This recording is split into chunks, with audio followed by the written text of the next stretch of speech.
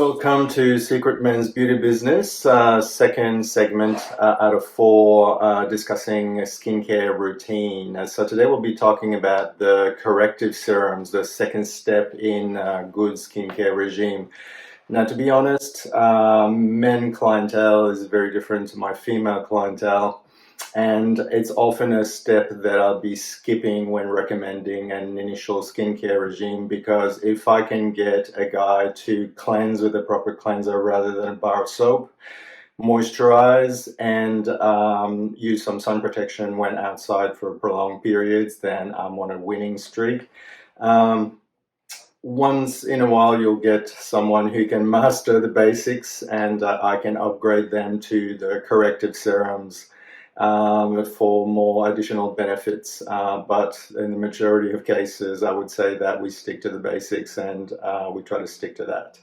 Now, the corrective serums, what do? They're usually lightweight products. Why lightweight? Because the penetration aspect is very important, because we're trying to deliver actives deep into the dermis where they can change the way the skin functions. They address different particular problematics with the skin. One is a lack of hydration. So this is where we'll use something like hyaluronic acid. So we discussed with the dermal fillers, most of them are made of hyaluronic acid. It is a naturally occurring gel in the skin, which is responsible for binding the water content in the dermis. So when applied topically onto the skin, it acts a bit like water crystals in pot plants. So it draws water to itself and keeps it there like a reservoir. And the problem is it can be used as a standalone moisturizer, because it needs to be sealed with a moisturizer, because there's no oily component. So it draws moisture to the skin, but it needs something to seal it in there. Then we have problems with pigmentation. Now, this is more frequently encountered with the female clientele because of hormone changes. Hormonal pigment is a big thing. Guys tend to suffer less from pigmentation, although the darker skin tones, Mediterranean, light Indian, Asian, can also suffer from what's called post-inflammatory hyperpigmentation.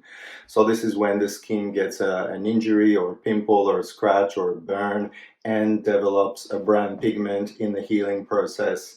So this can be faded using various active ingredients which reduce the skin's capacity to produce pigment.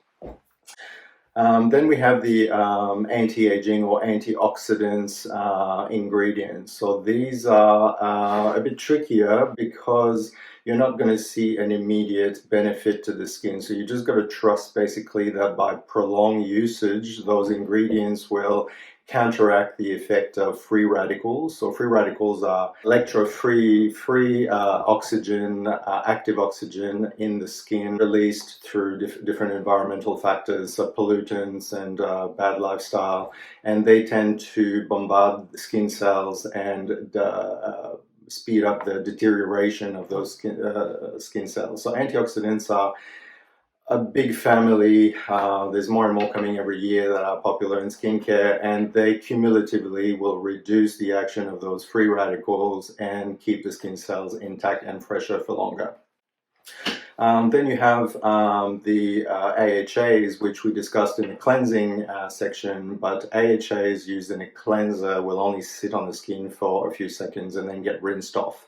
So one good way to boost the exfoliation is to add AHAs in a serum form, because it will be sitting on the skin for a number of hours and you'll get a deeper exfoliation with them.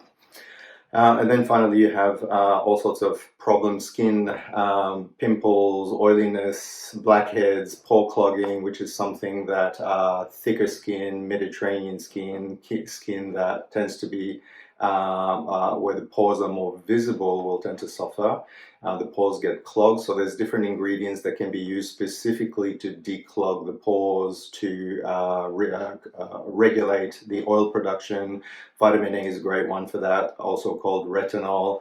So these ingredients are specifically to address breakout issues. Overall, there's not one serum that will do it all. Often in men's skincare, because of what I've explained, those ingredients might be combined in a moisturizer form, because if there's less products to use, they will be more likely to be used rather than sitting on the shelf. So often for men's skincare, those ingredients will be found also in moisturizers, although the penetration will be somewhat jeopardized in that form, because moisturizers tend to contain lubricants which will sit on the surface and hinder the penetration of those great ingredients. So in a serum form is preferable, but if you can't use too many products and you prefer to have it in a moisturizer form, then those ingredients will be found in most quality skincare.